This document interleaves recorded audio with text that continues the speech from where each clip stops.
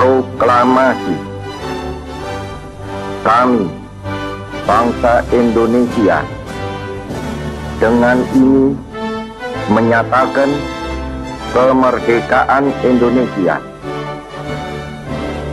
Hal-hal yang mengenai pemindahan kekuasaan dan lain-lain diselenggarakan dengan cara saksama dan dalam tempo yang sesingkat-singkatnya.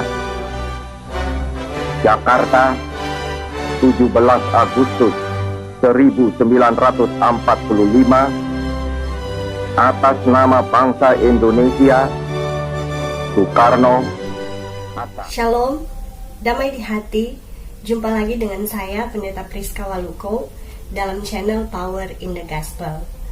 Hari ini, saudara, adalah edisi spesial karena kita sementara dalam perayaan hari ulang tahun ke-75 Proklamasi Kemerdekaan Republik Indonesia. Nah, karena itu saat ini kita akan merenungkan firman Tuhan bersama. Namun sebelumnya, marilah kita berdoa. Dalam nama Yesus ada kuasa di dalam Injil. Amin. Saat ini, saudara, perenungan firman Tuhan dalam Injil Yohanes pasal 8 ayat 30-36. Kebenaran yang memerdekakan. Setelah Yesus mengatakan semuanya itu, banyak orang percaya kepadanya. Maka katanya kepada orang-orang Yahudi yang percaya kepadanya, "Jikalau kamu tetap dalam firman-Ku, kamu benar-benar adalah murid-Ku, dan kamu akan mengetahui kebenaran, dan kebenaran itu akan memerdekakan kamu." Jawab mereka, "Kami adalah keturunan Abraham, dan tidak pernah menjadi hamba siapapun. Bagaimana engkau dapat berkata, kamu akan merdeka?" Kata Yesus kepada mereka, "Aku berkata kepadamu, sesungguhnya setiap orang yang berbuat dosa adalah hamba dosa. Dan hamba tidak tetap tinggal dalam rumah, tetapi anak tetap tinggal dalam rumah. Jadi apabila anak itu memerdekakan kamu, kamu pun benar-benar merdeka." Demikianlah firman Tuhan.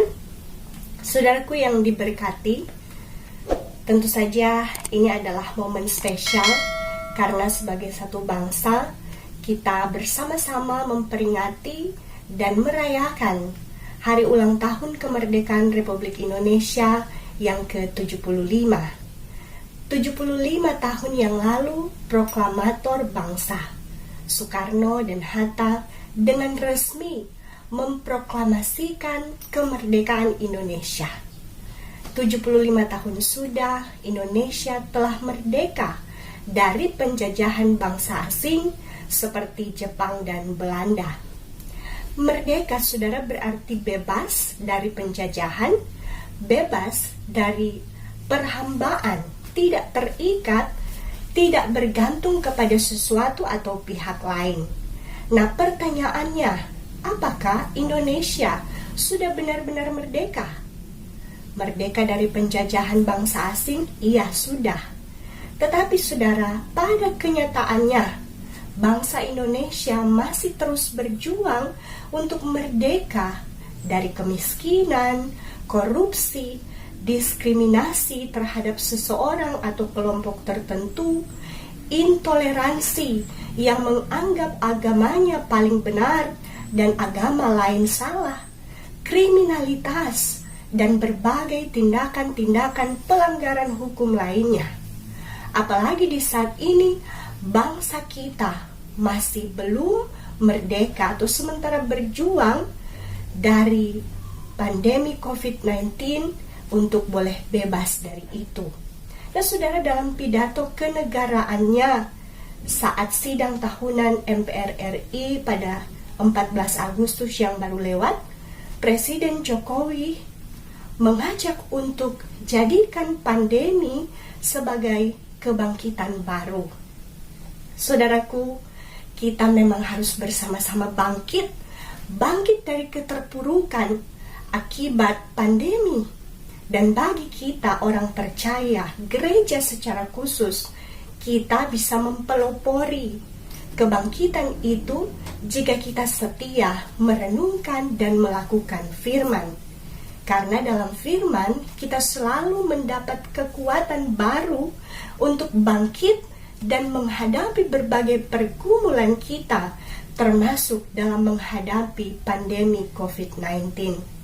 Saudaraku, di momen perayaan HUT kemerdekaan Republik Indonesia ini, sebagai orang percaya khususnya warga Gemim, kita dituntun lewat perenungan dalam Injil Yohanes yang secara keseluruhan kitab Yohanes bertujuan agar para pembacanya dapat percaya bahwa Yesus adalah anak Allah, Mesias yang dijanjikan dan juru selamat, dan bahwa hanya melalui Yesus orang beroleh keselamatan dan hidup. Itu dicatat di Yohanes pasal 20 ayat 31. Tetapi semua yang tercantum di sini telah dicatat supaya kamu percaya bahwa Yesuslah Mesias, anak Allah, dan supaya kamu oleh imanmu memperoleh hidup dalam namanya.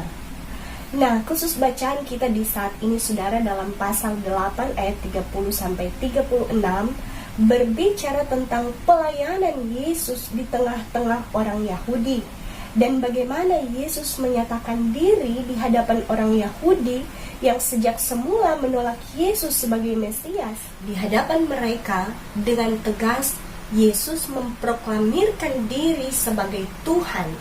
Hal ini dicatat di pasal 8 ayat 24. Karena itu, tadi aku berkata kepadamu bahwa kamu akan mati dalam dosamu, sebab jikalau kamu tidak percaya bahwa akulah Dia, kamu akan mati dalam dosamu. Saudaraku, inilah salah satu ayat di mana Yesus menunjukkan dirinya adalah Tuhan. Karena di ayat ini kata akulah Dia dalam teks Yunani dari kata ego eimi yang dalam bahasa Ibrani sama dengan kata Yahweh. Nah, bagi orang Israel, Yahweh adalah nama pribadi Allah yang sangat kudus. Seperti ketika Allah berfirman kepada Musa, "Aku adalah Aku," dalam Keluaran pasal 3 ayat 14. Di sini kita dapati bahwa Yesus menggunakan kata ego eimi dalam bahasa Yunani atau Yahweh dalam bahasa Ibrani yang menunjuk pada dirinya. Berarti Yesus adalah Tuhan. Berangkat dari pengakuan Yesus ini, dalam bacaan kita ayat 30 ditulis bahwa banyak orang Yahudi yang menjadi percaya kepadanya. Yesus kemudian berkata kepada mereka di ayat 31, "Jikalau kamu tetap dalam firman-Ku, kamu benar-benar adalah murid-murid-Ku, dan kamu akan mengetahui kebenaran, dan kebenaran itu akan memerdekakan kamu." Kita mendapati konteks kemerdekaan dari Yesus adalah tetap di dalam firman. Firman di sini adalah Yesus. Benar-benar muridku berarti berlaku taat dalam melakukan perintah dan ajaran Yesus. Itulah kemerdekaan. Nah, saudaraku, orang Yahudi yang mengklaim diri adalah keturunan Abraham merasa tidak pernah menjadi hamba siapapun, merasa sudah merdeka. Tapi mereka lupa bahwa sebagai bangsa saat itu pun mereka ada di bawah pengaruh kekaisaran Romawi dan masih dalam ikatan Taurat. Dan yang sudah pasti bahwa mereka masih diperhamba oleh dosa.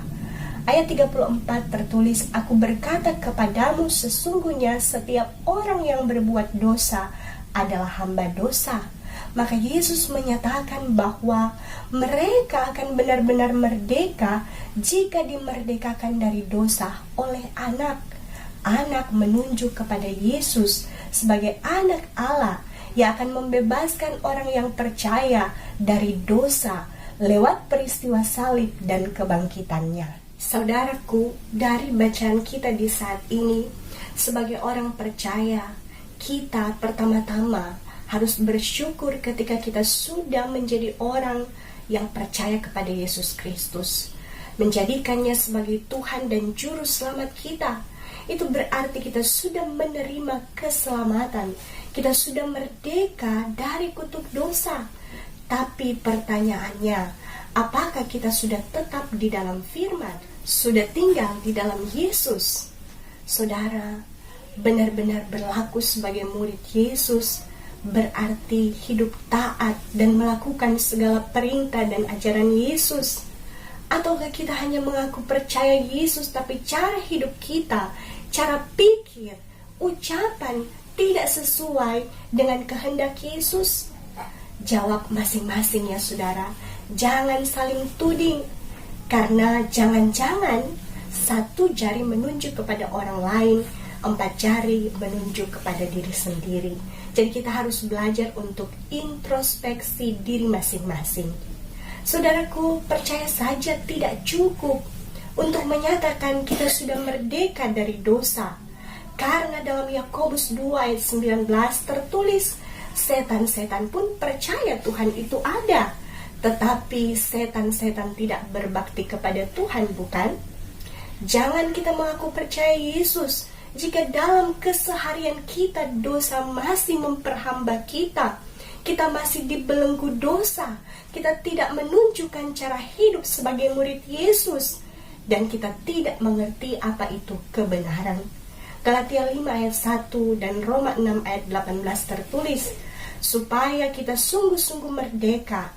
Kristus telah memerdekakan kita.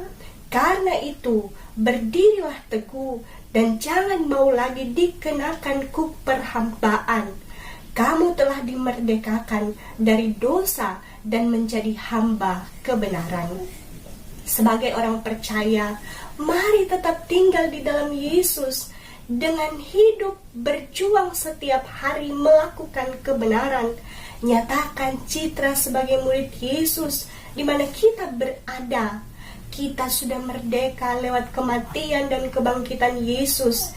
Tinggal bagaimana kita mempertahankan kemerdekaan kita dengan melepaskan kuk perhambaan dari dosa. Tidak lagi diperhamba oleh kedagingan, tapi hidup menurut roh. Itu dalam Galatia 5 ayat 19-22. Ingat Yohanes 15 tentang pokok anggur yang benar. Yesus berkata, barang siapa tinggal di dalam aku dan aku di dalam dia, ia berbuah banyak. Orang yang sudah merdeka dari dosa, nampak hidupnya lewat buah-buah roh, bukan dalam perbuatan daging.